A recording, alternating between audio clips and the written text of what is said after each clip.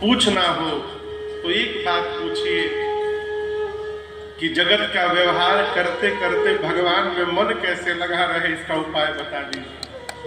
बहुत बढ़िया। पूछना है तो पूछिए कि पहली भक्ति क्या है? संत का संग करिए। पहली भक्ति क्या करिए? बोलिए, संत का संग करिए। लेकिन अब आगे की बात समझिए। संत का संग करने का अर्थ ये नहीं कि संत के पीछे पीछे चले।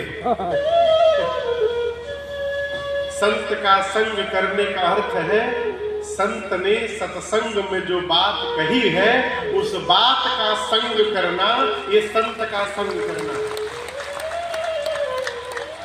संत के साथ घूम रहे और संत की एको बात नहीं सुन रहे तो संग करने का क्या मतलब है? वो संत का संग करेंगे, संत की बात जब मानेंगे तो ये संत की अनुकूलता है।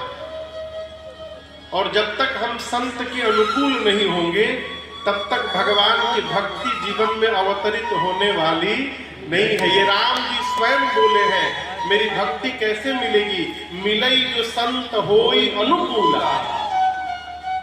ये मैं अपने मन से नहीं बोल रहा हूं, ये राम जी के श्रीमुख वचन है। और आपसे बताएं, एक माई थी, उसको बेटा नहीं था कोई, ये सत्य घटना है। उसको कोई बेटा नहीं था।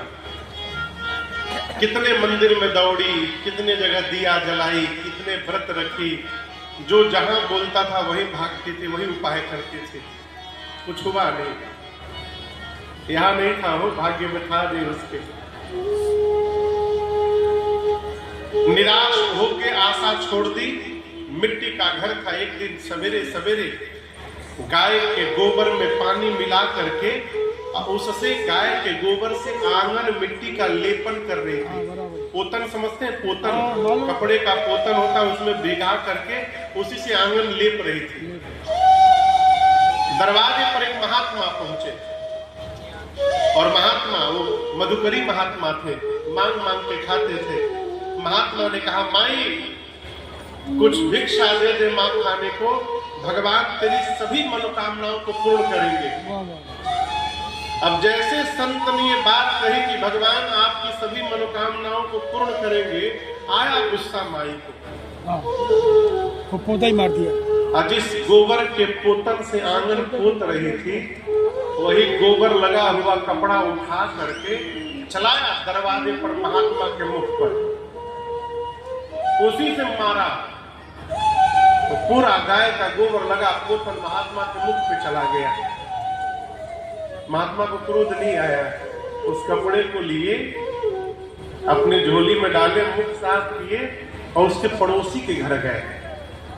जाकर पूछे कि वो माई इतनी दुखी क्यों है। पड़ोसी ने सब बताया, प्रभु उसके आंगन में कोई बालक नहीं है और उसने बहुत पूजा पाठ की, वर्षों पूजा पाठ की, जिसने जो बताया वही किया, लेकिन कुछ हुआ नहीं उसको। महात्मा बोले कोई बात नहीं। वो महात्मा अपने स्थान पर गए, जाकर उस कपड़े को बढ़िया से साफ किए, पानी में साफ करके उसको धूप में सुखाए और उसको पतला पतला लंबा लंबा फाड़ करके और उसी कपड़े से दिया बनाया उस महात्मा ने। और अपने ठाकुर जी के सामने दिए में घी डालकर उसी कपड़े की बाती को लगाकर जलाया और कहा, नाथ उस माई के पास मुझे देने के लिए इसके अलावा कुछ नहीं था। उस माई ने जो मुझे दिया